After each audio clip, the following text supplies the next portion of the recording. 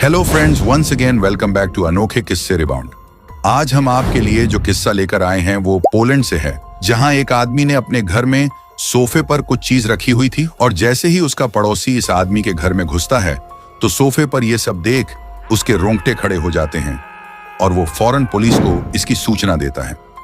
अब सोफे पर ऐसा क्या था जो इतना भयावह था कि उसे देख पड़ोसी के भी रोंगटे खड़े हो गए। तो हमेशा की तरह ही सब कुछ जानेंगे A to Z, पर उसके पहले वीडियो को लाइक और चैनल को सब्सक्राइब जरूर से कर लीजिएगा। तो इस सच्ची स्टोरी को पूरा सुनिएगा, क्योंकि स्टोरी के अंत में जो ट्विस्ट है वो जान आप भी हैरान रह जाने वाले हैं। तो बात है पोलैंड के साउथ में रेड लाइन नाम की विलेज है वहां की। यहाँ मेरियन एल नाम का 67 साल का एक आदमी रहता था। इस आदमी की दिनचर्या भी कुछ अजीब थी। ये रात भर रोता रहता था और रात भर जागने के बाद ये दिन भर सोता था और शाम के वक्त ये अपनी मोटरसाइकिल से बाहर कहीं चला जाता था और फिर रात में घर आता और फिर बहुत जोर जोर से रोने लगता। मेरियन के पड़ोस में ही उसकी छोटी बहन और जीजा भी रहते थे। उन्हें भी रात में मेरियन के घर से रोने की आवाज आया करती थी। उन्होंने कई बार मेरियन से ये पूछने की कोशिश भी करी कि क्या रात में वही रोता है या ये आवाज कहीं और से आती है, लेकिन मेरियन हर बार बस ये कहकर बात को टाल देता था कि वो नहीं रोता है। ऐसे ही कई महीनों से चल रहा था। तब एक दिन मेरियन के जीजा, जिनका नाम डेविड है, उसकी सुबह करीब 5 साढ़े 5 बजे के आसपास नींद खुल जाती है और उन्हें बाहर से किसी के रोने की आवाज आती है।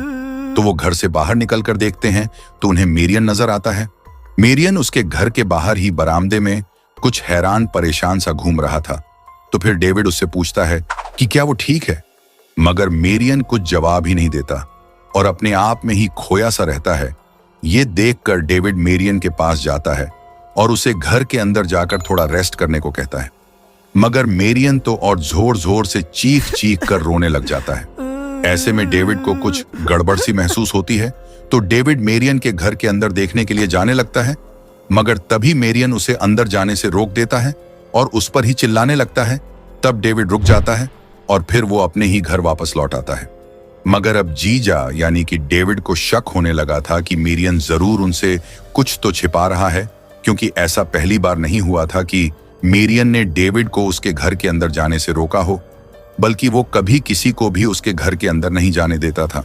जिसके कुछ दिन तक तो सब कुछ ठीक चला और अब 4 से 5 दिन गुजर चुके थे और अब तो रात में मेरियन के रोने की आवाज भी आना बंद हो गई थी। लेकिन तभी एक दिन फिर एक बार डेविड मेरियन को उसके घर के बरामदे में टेंशन में टहलता दिखता है और अब की दफा मेरियन की हालत पिछली बार से भी बुरी सी लगती है। तो डेविड तुरंत ही एम्बुलेंस को कॉल करता है और वहां बुलाता है, क्योंकि सच में आज तो मेरियन पागलों जैसा बर्ताव कर रहा था। जिसके कुछ देर बाद ही एम्बुलेंस वहां पहुंच जाती है और मेरियन को हॉस्पिटल ले जाया जाता है। तब डेविड सोचता है कि मेरियन की आखिर ऐसी हालत क्यों हो गई, और इस बात का पता करने के लिए वो मेरियन के घर के अंदर जाने लगता है। और अब की बार मेरियन वहां नहीं था, तो डेविड को अंदर जाने से कोई नहीं रोकता और वो आसानी से घर के अंदर दाखिल हो जाता है।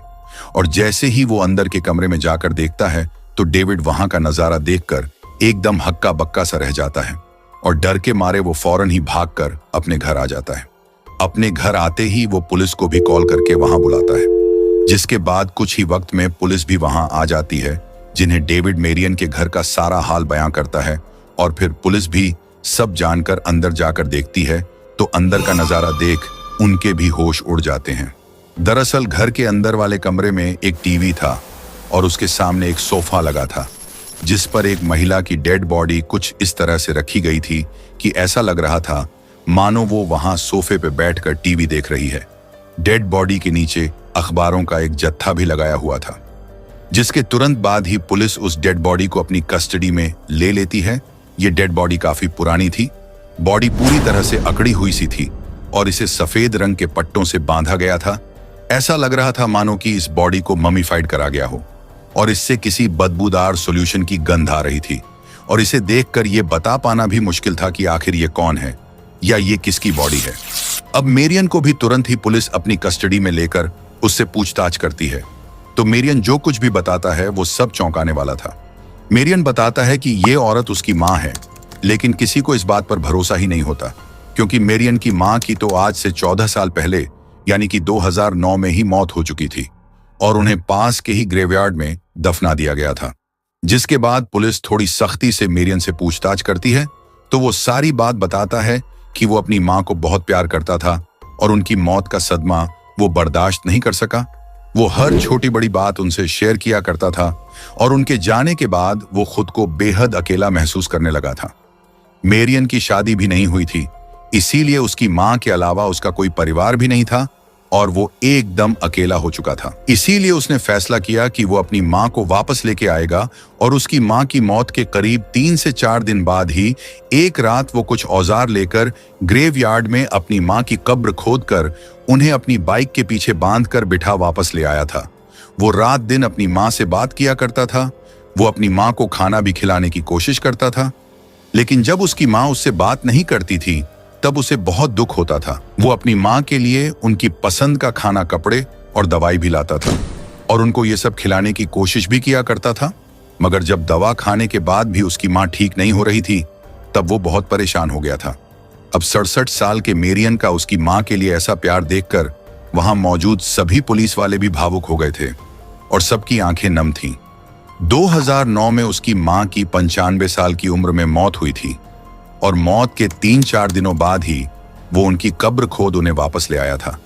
और डेड बॉडी सड़े ना, इसके लिए उसने डेड बॉडी पर नेट्रॉन नामक एक सॉल्यूशन का इस्तेमाल करा था। ये सॉल्यूशन इजिप्ट में डेड बॉडीज को ममी बनाने के लिए इस्तेमाल किया जाता है।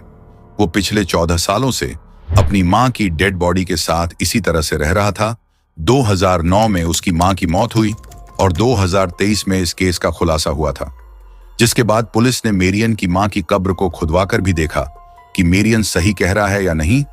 तब सच में उस कब्र में से किसी को कुछ भी नहीं मिला था और फिर सच का पता लगाने के लिए डेड बॉडी का पोस्टमार्टम भी करवाया गया था, जिसमें यह बात साफ हो गई थी कि लाश मेरियन की मां की ही थी।